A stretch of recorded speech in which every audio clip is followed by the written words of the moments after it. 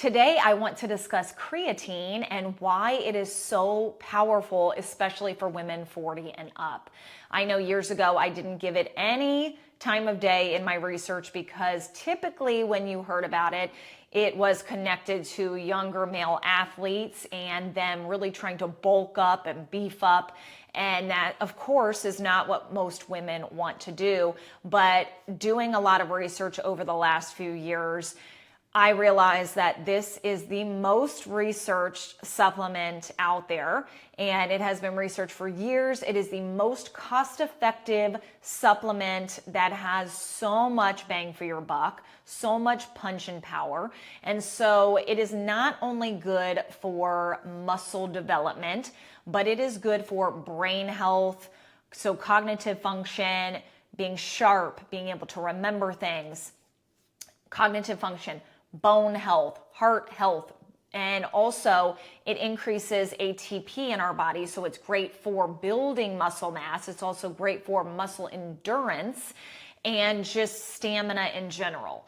I know that there is a lot of, backlash when it comes to creatine, because it does have that initial negative side to it where it does have you retain water. And so just a little heads up, if you've not already taken it and you're curious and trying it, then you will need to lay off the scale for probably about 2 weeks. And I say you lay off the scale, period, but that's just me. So typically when women start taking it, they feel bloated, they feel gassy, it disrupts their GI tract, so they might be constipated, they might be having diarrhea, maybe a little bit of both, and you might see the bloat, you might see the visual in the number on the scale.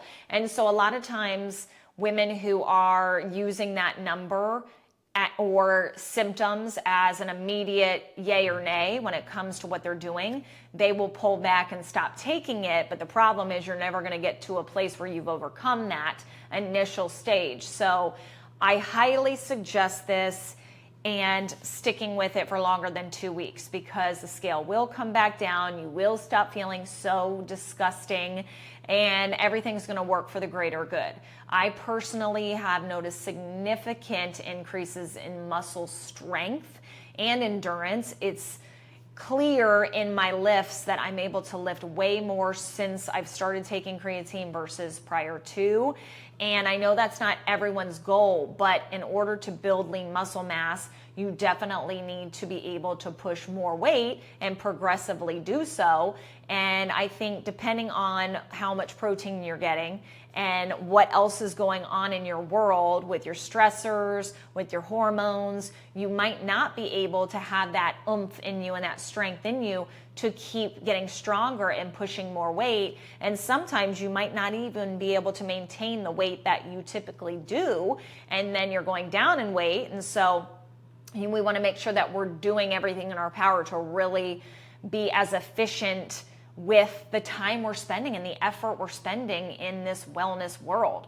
So creatine would be my suggestion for most women in their 40s and up, and even younger. But I think that, so many times we think that creatine is for the younger generation and it's not for older. And even if you are not so on it with your exercises, you're still going to benefit from it, from a brain health, bone health, longevity standpoint. And it's also been linked to healthier blood sugar levels. So if you do struggle with that, it's going to be helpful. So dosing 2 to 5 grams per day.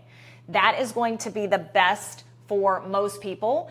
And what I would say is that if you do have an issue with that initial, negative side of things, I would microdose. So I would start at 1 gram, maybe even 0.5 grams, and then slowly every couple of days progress up to 5. Now, I'm sure some of you have probably heard that you can get up to 20. You can do a loading phase. I do not suggest that, because if you do that and you stick with 20 grams per day, then you're going to have to taper off, and it's just, you don't need to do that. So I would suggest that you can take it either before or after your workout. You can take it every day. You don't have to just take it on days you work out, but typically I only do it on days I work out, but even on days I'm doing cardio, I still take it. So, because I don't want to go too long without it, because then again, when you've started again, then it's going to take you a while to get in the groove. But that's probably a few weeks not taking it, I would say.